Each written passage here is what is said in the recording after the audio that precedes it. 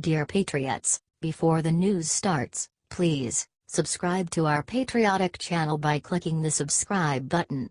Give us a thumbs up to this video. Don't forget to leave your opinion below in the comments section. Share the news on Facebook and Twitter so your friends see it. Thank you. Right after Trump spoke about Charlottesville violence, Gingrich showed up and did the unimaginable. Newt Gingrich has been one of President Trump's biggest supporters since day one. Now, whether it's an attempt to be genuinely helpful or just to plug his new book, it looks like Gingrich may have turned his back on the president.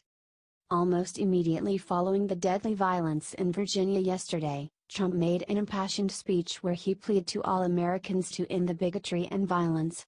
Simple enough, right? Wrong. Gingrich went on Fox Sunday Today to declare that Trump's statement was not enough.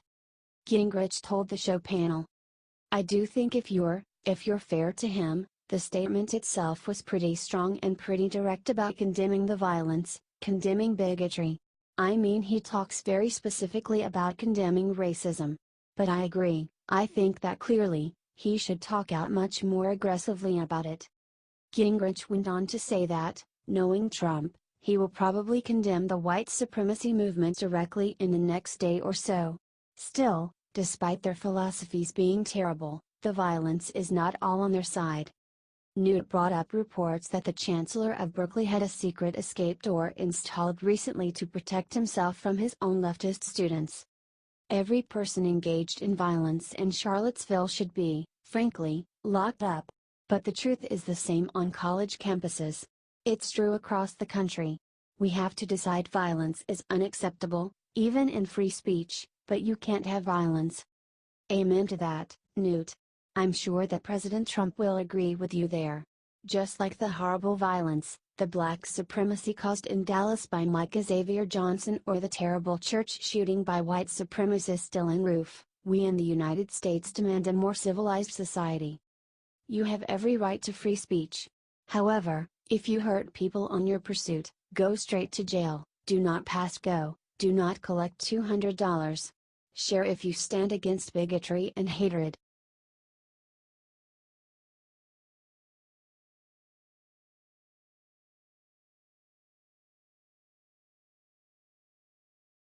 Holy hell, Elizabeth Warren just stripped of her mask and showed the world who she really is. Allegedly fake Native American Elizabeth Warren is on a warpath again. She was at the annual Netroots convention and then started screeching at the crowd in the most horrible way. She yelled, "Liz Warren, Mr. President, we are never, ever going to build your stupid wall." Elizabeth Warren exposed that she is obsessed with Trump. The far-left crowd frickin' loves her. They want totally open borders so that they can bring in more Democratic voters to work on the Democratic plantations. Elizabeth Warren listed herself as Native American at Harvard University and the University of Pennsylvania. "At some point after I was hired by them, I provided that information to the University of Pennsylvania and Harvard," she said. "My Native American heritage is part of who I am proud of it, and I have been open about it." The funny thing is that Elizabeth Warren said that she learned about her heritage from family lore, according to the Huffington Post. By family lore, we are all Native American. Share this if you are tired of these race-baiting fake politicians. They make everything about race and then turn around and stab working Americans in the back.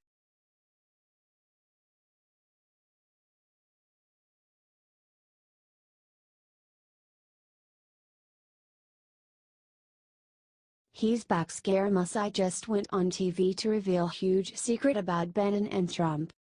The mooch is back and firing off his mouth at 100 miles a minute once again. Today he went on ABC and went on one of his legendary rants. You know, the same kind that got Reince Priebus fired.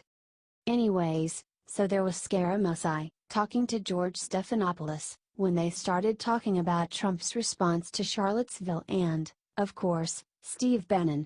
That's when the mooch dropped this bombshell he may have gotten from Trump himself. Scaramucci said President Trump is gonna fire Steve Bannon because he is a leaker. After blaming Bannon several times for White House discord, the mooch said, I think the president knows what he's going to do with Steve Bannon. Let's leave it up to the president. It's his decision, but at the end of the day, the president has a very good idea of who the leakers are inside the White House. Now, before you jump to Bannon's defense, think back. When the mooch was still at the White House, he went on a rant about the self-serving Reince Priebus and Steve Bannon being possible leakers. A week later, Reince was gone. What happened next? McMaster kicked all of Bannon's people out of the National Security Council. After that, Trump publicly declared his faith in McMaster. Since then, no major intel leaks. Look, there is no proof that Bannon is a leaker. His service is at the pleasure of the president. However, all the pieces are moving into their places and it does not look good for the former Breitbart editor.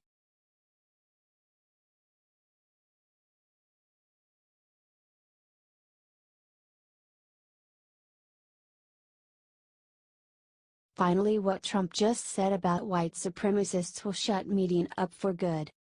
President Trump has been attacked from all sides ever since he made his speech yesterday condemning the horrible, violent clashes in Virginia yesterday.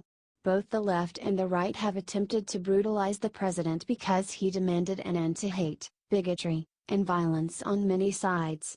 The MSM tried to claim this was him protecting white supremacists. So wrong. The MSM tried to claim this was him protecting white supremacists. So wrong. To settle this once and for all, Trump's White House just released an official statement that will settle everything. Of course, he condemns violence by white supremacists, KKK neo-Nazi, and all extremist groups. The official statement continues. The president said very strongly in his statement yesterday that he condemns all forms of violence, bigotry, and hatred. He called for national unity and bringing all Americans together. Look, white supremacy is stupid. So is black supremacy, neo-Nazism, radical Islam, and many other potentially murderous ideologies. Still, as long as free speech exists, so will they. That does not mean violence is okay. Also, I seem to recall a much more forgiving media the night Obama forgot to blame BLM or the black supremacy movement for the horrible sniping murders of the Dallas police force by Xavier Johnson. Do you agree with Trump that combating bigotry and hatred cannot be accomplished one piece at a time and all murders are anti-American? Good. Well, in that case, share this out and let the world see what really happened.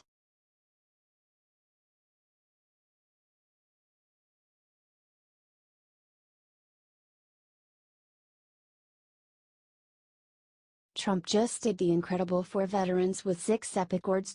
And no one was looking. President Trump signed the VA Choice and Quality Employment Act in Bedminster, New Jersey on Saturday, according to The Hill. The new act will add $2.1 billion to help veterans pay for private medical care. President Trump said of the bill, "Today is another milestone in our work to transform the VA.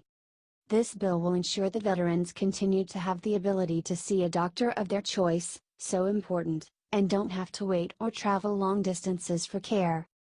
The Veterans Choice program will let veterans get health care from doctors outside the VA if they live more than 40 miles away from a VA facility, or if they have to wait for a VA appointment for more than 30 days." Right before President Trump signed the bill and said something that put it all in perspective. "These great incredible veterans our finest. Are waiting in line for ailments that could be fixed quickly, and they're dying."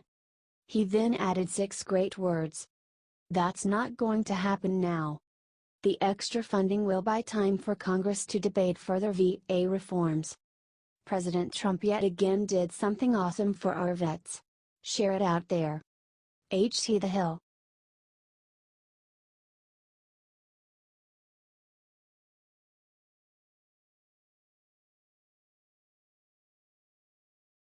Top NSA experts just discovered who was really behind DNC email hack.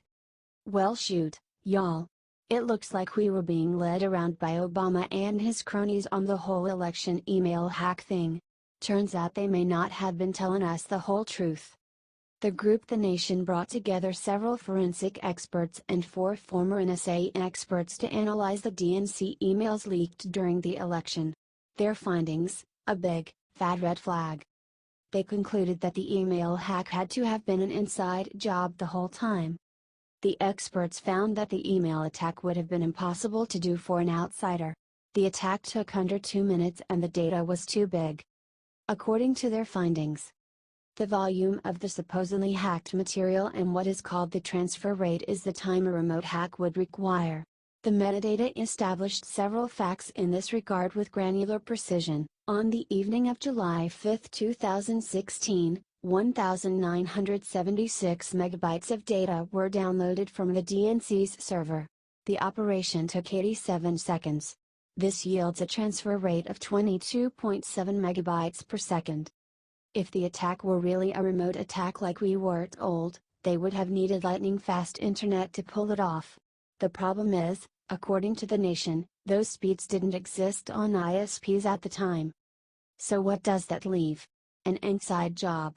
Now, I don't want to point fingers, but considering the FBI case and the cover-up job done by Debbie Wasserman Schultz, I'd say Imran Aman is a good candidate for your leaker. Only time will tell, though. Why did Obama claim it was a phishing attack? Was he trying to cover up for something far bigger? We got to share these new findings out so the American people can decide for themselves.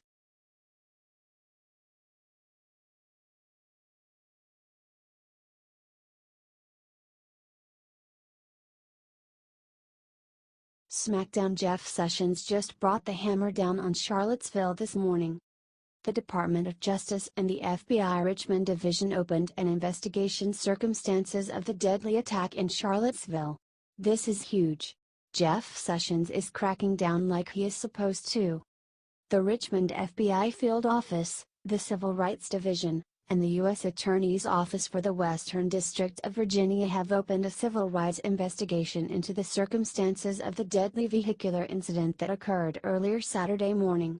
The FBI will collect all available facts and evidence, and as this is an ongoing investigation, we are not able to comment further at this time, according to Facebook. Senator Ted Cruz, R. Texas, called for the Department of Justice to investigate the attacks. He did so in a Facebook post. Here is that Facebook post. It's tragic and heartbreaking to see hatred and racism once again mar our great nation with bloodshed. Heidi's and my prayers are with the loved ones of those killed and injured in the ongoing violence in Charlottesville. The First Amendment protects the rights of all Americans to speak their minds peaceably, but violence, brutality, and murder have no place in a civilized society. The Nazis, the KKK, and white supremacists are repulsive and evil, and all of us have a moral obligation to speak out against the lies, bigotry, anti-Semitism, and hatred that they propagate. Having watched the horrifying video of the car deliberately crashing into a crowd of protesters, I urge the Department of Justice to immediately investigate and prosecute this grotesque act of domestic terrorism. These bigots want to tear our country apart, but they will fail. America is far better than this. Our nation was built on fundamental truths, none more central than the proposition that all men are created equal, that they are endowed by their Creator with certain unalienable rights, that among these are life, liberty, and the pursuit of happiness. One person was killed and there were 26 injured after 20-year-old terrorists, James Alex Fields of Ohio, ran a car into Charlottesville protesters. Share this if you are praying for the victims of this tragedy. This is America. A place where people of all political persuasions can meet and discuss them peacefully. What we saw was terrorism. The guy that ran over those people part of a white supremacist group. He is no better than ISIS.